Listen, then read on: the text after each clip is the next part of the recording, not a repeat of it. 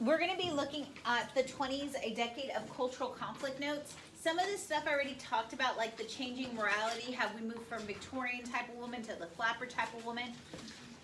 I've already talked about the double standard between boys and girls.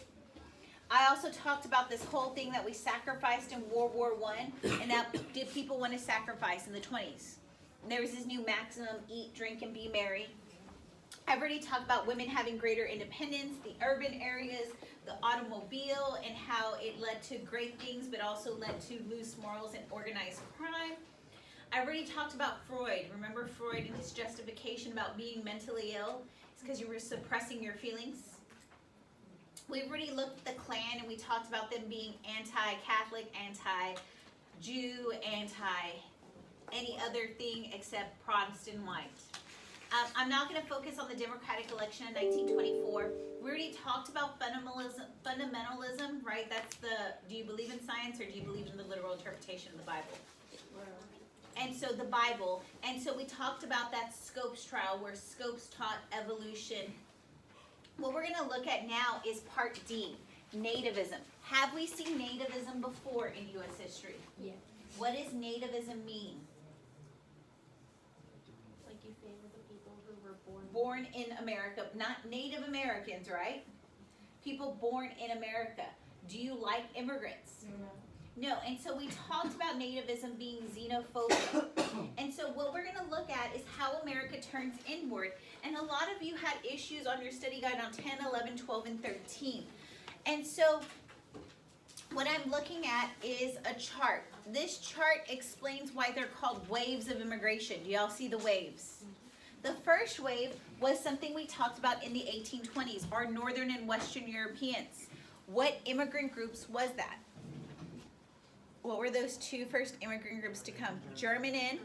Which group did we like? Because they did what? They moved west and they became what? Farmers. Okay, which group did we not like? Why?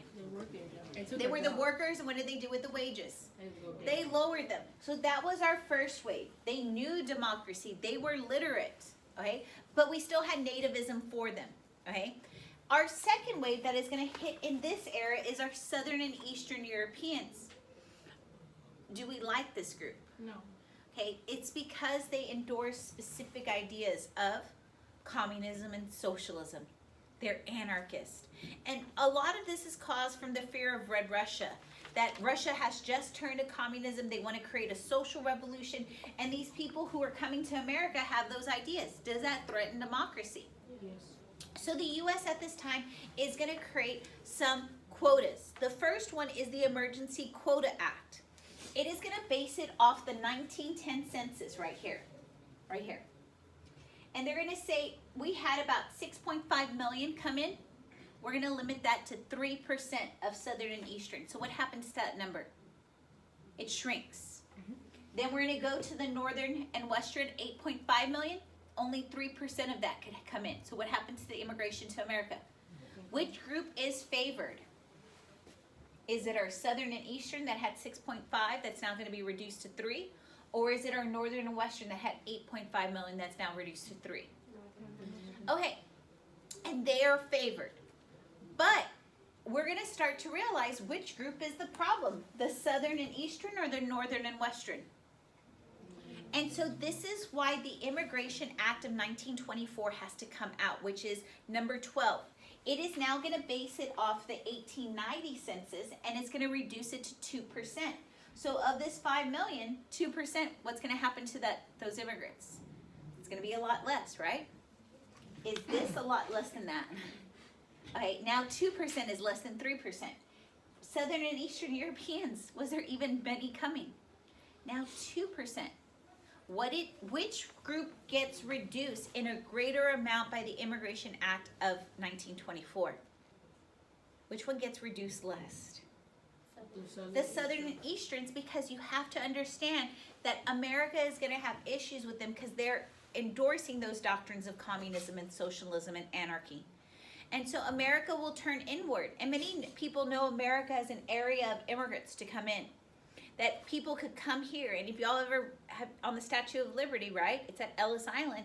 It says, "Give me your poor, give me your huddled masses. Let them come here." And is America doing that in 1920s? No, we are ending open immigration. So we're going to look at some images that have happened on the AP test. What is this an image of right here? Okay, what is this? Monkey? Is that a monkey? It's an immigrant. He's kind of hunched over. It says European anarchist. What does he have in his hand? A bomb. Do y'all see what he has in his other hand? It's a sickle. Ah, the communist flag. So they're saying that this European anarchist threatens liberty. And are they trying to ploy us in a certain way to not like these immigrants? Yeah. Here's this image. I don't know if y'all know who's that on the top of the world. Oh. Vladimir Lenin. Oh. He's the guy who led the Bolshevik Revolution. And what is he doing? Sweeping. Sweeping, but do most of y'all find red brooms? No. It's the Red Scare. What is he threatening? What type of government is this? With guy with the crown? Monarchy. What kind of government is this? Democracy. Okay, this is the democracy, the guy in the, and this is capitalism. They feel that the Bolshevik Revolution, the Red Scare, is threatening America. This next image I'm going to show you really looks at America looking for the immigrants who are what? Communists, socialists, anarchists. This one was on an AP test. My kids came back to me. They were like, "Miss Verdeen, there was a picture on that test that was so loaded. It was like a Where's Waldo." I was like, "Oh my gosh." I'm going to tell you there's a lot going on in this. I'm going to tell you that there's Mitchell Palmer who is looking for the communists. The police are looking for the communists. I want you to find the communist. Okay. Whoa. Okay, there's a lot going on here. Just like get your bearings straight. Find the communist. Bottom left, where do you see them? What are they doing? Y'all saw the sickle and the hammer, right? But they're looking through all the immigrants. And what have they done to these immigrants here? They're chained them up. They're trying to shake them down for information. Do y'all see any other anarchist, communist, or socialist? We found that group right there with the sickle and the hammer. They're throwing the bomb. Okay. Y'all see the bomb at the top? Okay. Do y'all see these hands? There's two Italians named Sacco and Vanzetti. They're framed for a crime that they killed the postmaster that was coming and taking the money. They killed him. But they both had alibis. But the only thing that they had was that there were two Italian immigrants. And Italians, they endorsed fascism. We were very fearful of them.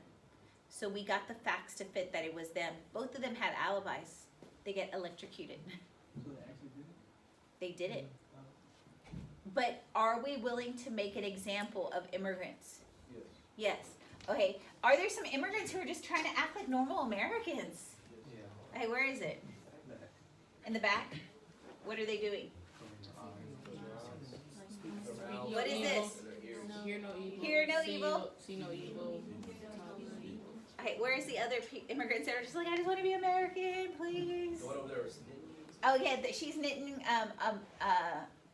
It's like the Declaration of Independence, what it says on it. Any other normal immigrants? The saluting the flag, right here, when the guy holding the flag. Do y'all see all the inspectors who are looking down at them? I didn't realize they were all over there. Okay, this has an old skill from the old AP test. Y'all know that history repeats itself, right? Mm-hmm.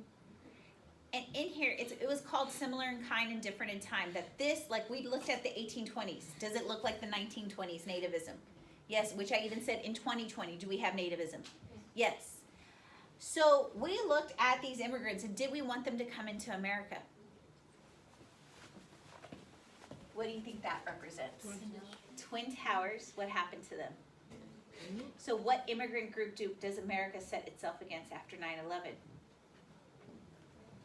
What immigrant group? Middle Easterns. And we began to equate all Middle Easterners to be what? And then what do you think we look at all Southern and Eastern Europeans to be? Anarchists, communists, right? So this was supposed to be one of those things that it would evoke that idea that what happened after 9/11 with the Middle Easterns is the same thing that's happening to the Southern and Middle Eastern, the Eastern people from Europe.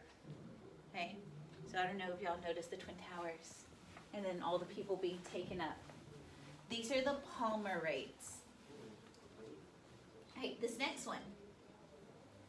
I couldn't get a better image than this one, but who do y'all see in this image? Uncle Sam. Uncle Sam, and what is he doing? Hiding? He's trying to guard America from whom? Immigrants. Okay, so again, being called riffraff is not a good word. So let me refer to another word y'all may know of Mexicans being called wetbacks. That means they come across the river and they gotten wet. Did they have enough money to get here legally? So calling anybody related to water is kind of a derogatory term. And so this refers to Southern and Middle Easterners who cannot afford to get the best part of the steerage on the boat. They're on the bottom of the boat. And again, an idea comes up. What should America do? Look at this. Build a wall, become isolationist. So the idea of the wall is not only something that has been touted today, but it's something that was touted back then. This will lead to the rise of the Klan. But we're gonna watch a video today. It's not gonna be that long. You'll have to understand this new movement called eugenics. That they're gonna start to realize that there's some ethnic groups that are better than other ethnic groups. And we're gonna look at this movement. It's something we have to study. I'm gonna show you a video on it and we'll talk about it after the video.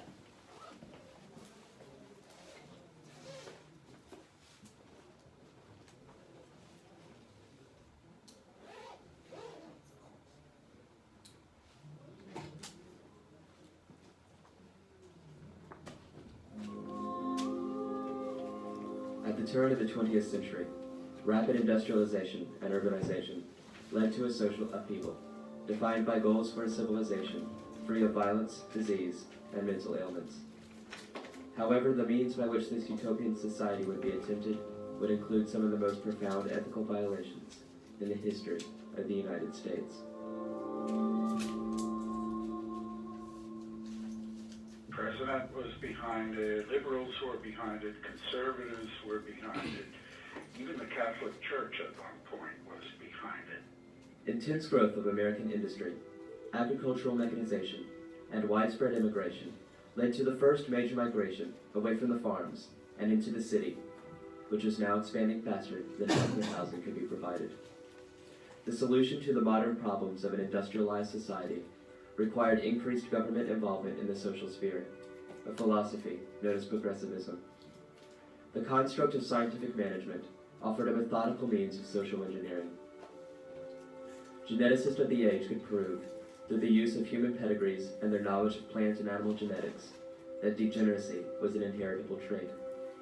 It seemed only right that if a society free of all mental and physical ailments, free of violence and crime, illiteracy and foolishness, it seemed only right to end the reproductive capabilities of people expressing these traits.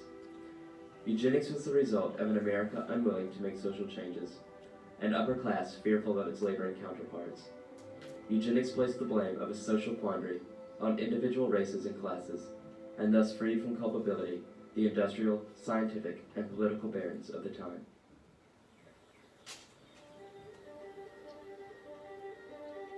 Cold Spring Harbor, New York, 1910. Charles B. Davenport, along with Harry H. Laughlin, both biologists and members of the American Breeders' Association, found the Eugenics Record Office with financial help from the Carnegie Institution. The ERO would be the headquarters of eugenic research in the United States for the next 34 years. Using various research methods, including human pedigrees, hereditary questionnaires, interviewing groups of special interest such as circus performers, and collecting census data, the ERO was able to justify the administration of eugenic laws nationwide, including immigration and marriage restrictions, race segregation, and forced sterilization of criminals and other undesirables. The ERO, however, was not only able to justify the eugenics atrocities, but integrated them into popular culture to make eugenics and related terms, such as race hygiene, household words. Popular literature published in the 20s often donned eugenics in their subject matter, such as these manuals on raising a healthy family. Clergymen preached of the necessity for good marriages. Perhaps even more disturbing were the contests held at many state fairs, where awards were given to the fittest family, those with the purest pedigrees, and undoubtedly the most attractive phenotypes would receive awards, such as this medal with an inscription reading, "Yea, I have a goodly heritage." The eugenics movement spawned lots of people who were considered, even in their own time, out on the fringe, who even endorsed such things as euthanasia. But that was not a mainline part of the movement. It certainly became parts of the movement internationally, but not so much here in America. On March 9, 1907, the Indiana State Senate, in a vote of 28 to 16, made history by being the first jurisdiction in the world to force the sterilization of citizens it deemed unfit. Unfit to exist, unfit to reproduce. Connecticut was soon to follow. By the time Laughlin of the ERO had published his suggestion on how to implement legislation for forced human sterilization, 12 states had already put into place sterilization laws of their own. By 1924, 3,000 socially inadequate people had been sterilized. That same year, based on Laughlin's model, Aubrey E. Strode drafted Virginia's Eugenical Sterilization Act in an attempt to rid the state of defective persons. It passed in Virginia's General Assembly by a landslide. Immediately, the Virginia Colony for the Epileptic and Feeble-Minded selected 17-year-old Carrie Buck to be the first human sterilized under the act. Carrie had a feeble-minded child, the result of a raping by one of her relatives, and was daughter of a feeble-minded mother, Emma, already a resident on the Virginia colony. Carrie, purportedly carrying the genetic traits of feeble-mindedness and sexual promiscuity, was a fine candidate, as the law stated those to be sterilized must be probable potential parents of socially inadequate offspring. Carrie's feeble-mindedness was based on a male disposition by Laughlin, who had never met Carrie, and her sexual promiscuity was based on the testimony of her schoolteacher that she sent flirtatious notes to schoolboys. Carrie became the first person in Virginia to be sterilized under the new law on October 19, 1927. In the words of Justice Oliver Wendell Holmes, official deliverer of the opinion of the United States Supreme Court in the case of Buck v. Bell, "It is better for all of the world if instead of waiting to execute degenerate offspring for crime, or to let them starve for their imbecility, society can prevent those who are manifestly unfit from continuing their kind. 3 generations of imbeciles are enough." Vivian, Carrie's feeble-minded daughter, received B's on her first grade report card. Buck v. Bell justified the sterilizations of over 8,000 Virginians. Over the history of the United States, 33 states have enacted statutes under which 60,000 Americans underwent compulsory sterilizations. To this day, Buck v. Bell has never been overruled. Nazi Germany embraced the eugenics movement from the United States and just upped it in its efficiency. It should now be apparent that Germany's racial theories did not take place in a vacuum, nor can the fundamental philosophies and beliefs that would eventually lead to the atrocities of the Nazi state be attributed solely to German authorities.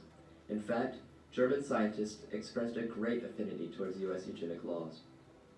A young Adolf Hitler wrote positively of the U.S.'s immigration restrictions, more specifically how the law refuses immigration on principle by simply excluding certain races from naturalization, in his book Mein Kampf. Okay.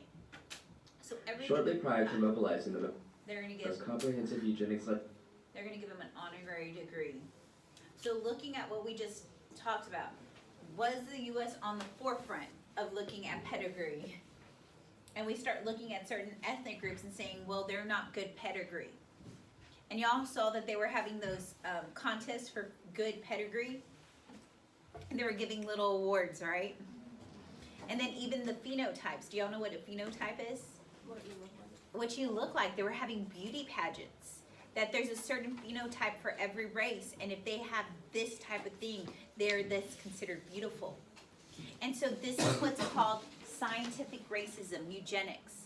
And we developed it in the United States through the funding of Carnegie, Rockefeller, and Ford. This will eventually lead into the restrictions of those immigrants.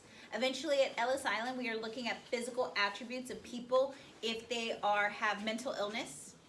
And we're doing a scientific IQ test, even before the IQ test is developed, that will eventually lead into the IQ test today. So do y'all see how eugenics plays into America becoming against immigrants? And they're going to put marriage restrictions against groups that you couldn't marry if you're one ethnicity, couldn't marry another ethnicity. I'm going to have to finish these notes up next time, but I've already talked about prohibition. I've already talked about Lindbergh and his child. I've already talked about Mitchell Palmer and the Red Scare, Marcus Garvey. We talked about the car in the Lost Generation. I'm gonna die.